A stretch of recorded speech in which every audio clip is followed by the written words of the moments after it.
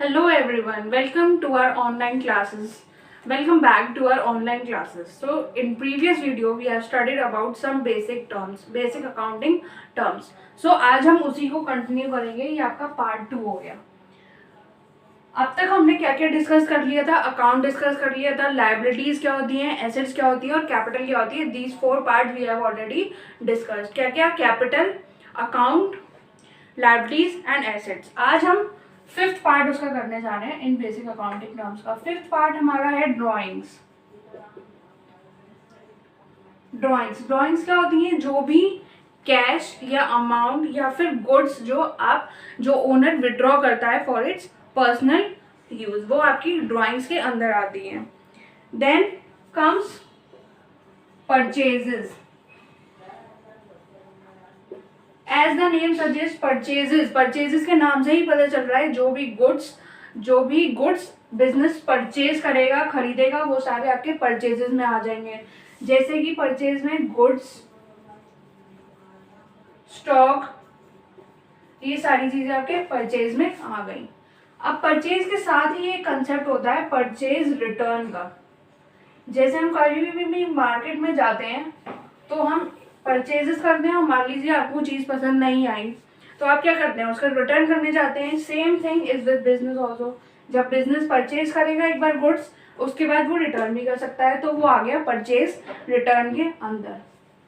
Then sales, जैसे कि name suggest कर रहा है सेल्स, जो भी कंपनी सेल करेगी वो सारी सेल्स के अंदर आ जाएगा। इसके साथ ही टर्म होती है एक, जैसे परचेज के साथ परचेज रिटर्न, ऐसी सेल्स के साथ क्या, सेल्स रिटर्न। जैसे कि नेम सजेस्ट कर रहा है सेल्स रिटर्न, सेल्स की रिटर्न होगी तो वो सेल्स रिटर्न कहलाएगी। सेल्स रिटर्न का एक नाम और होता है, क्या होता है, रिटर्न इनवर्ड। रिटर्न इनवर्ड, और इसका नाम होता है परचेज रिटर्न का रिटर्न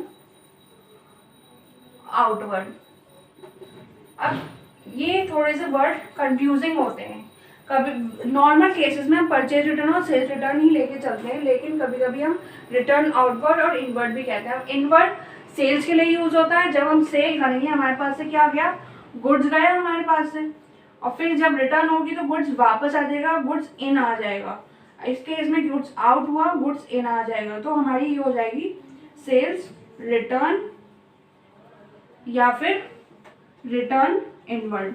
और जब गुड्स हम परचेज करेंगे, गुड्स हम अपने बिजनेस में लेके आए हैं तो गुड्स हमारे इन हो गए, और फिर जब हम परचेज रिटर्न करेंगे तो गुड्स ही तो वापस करेंगे हम, तो गुड्स आउटवर्ड यानी कि रिटर्न आउटवर्ड। ये आपका परचेज रिटर्न सेल्स रिटर्न का कंसेप्ट हो गया। फिर आता है स्टॉक।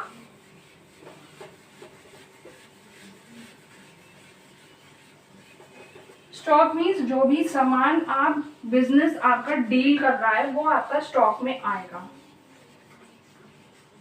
जैसे कि मेरी एक स्टेशनरी की शॉप है, शॉप ऑफ स्टेशनरी, तो मैं क्या करूंगी, स्टेशनरी के सामान में डील करूंगी ना, तो वो आपका स्टॉक में आ गया। जैसे कि पेन, पेपर, पेंसिल, रजिस्टर, ये सारी चीजें आपकी स्टेशनरी में काउंट हो गई और वो आपका स्टॉक हो गया। स्टॉक हमारा 2 टाइप्स का होता है, opening stock and closing stock.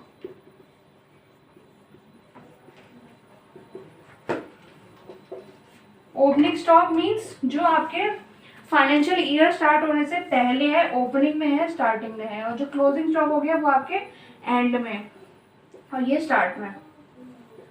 ठीक, फिर आते हैं debtors and creditors.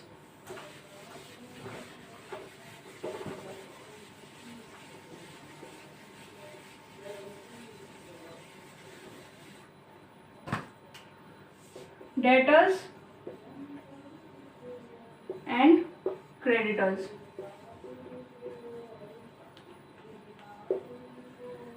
What are debtors? Debtors वो लोग होते हैं जिनसे हम गुड्स सेल करते हैं। Goods are sold to debtors. Debtors क्या होते हैं हमारे वो पर्सन्स जिनको हम गुड्स सेल करते हैं क्रेडिट पे, पर्सन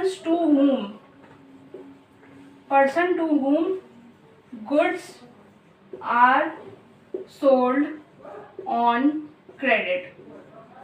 तो जिनसे हम सेल करेंगे वो सारे हमारे डेटर्स के अंदर आएंगे, और जिनसे हम परचेज करेंगे, पर्सन टू whom नहीं, person from whom we purchase goods on credit, वो हमारे क्रेडिटर्स कहलाएंगे। तो creditors are associated with purchase and debtors are associated with sales. Now last topic is accounting year and financial year। एक normal year हमारा होता है, if we talk about normal year हमारा कब से शुरू होता है, 1 Jan to 31 December, ये हमारा एक नॉर्मल ईयर होता है। इसको हम क्या कहेंगे, अकाउंटिंग ईयर। तो आपका जो नॉर्मल ईयर होता है 1 जनवरी टू 31 दिसंबर तक, वो वाला ईयर क्या कहलाता है, आपका अकाउंटिंग ईयर कहलाता है। फाइनेंशियल ईयर कब से हम काउंट करते हैं, we count financial year from 1 April to 31 March.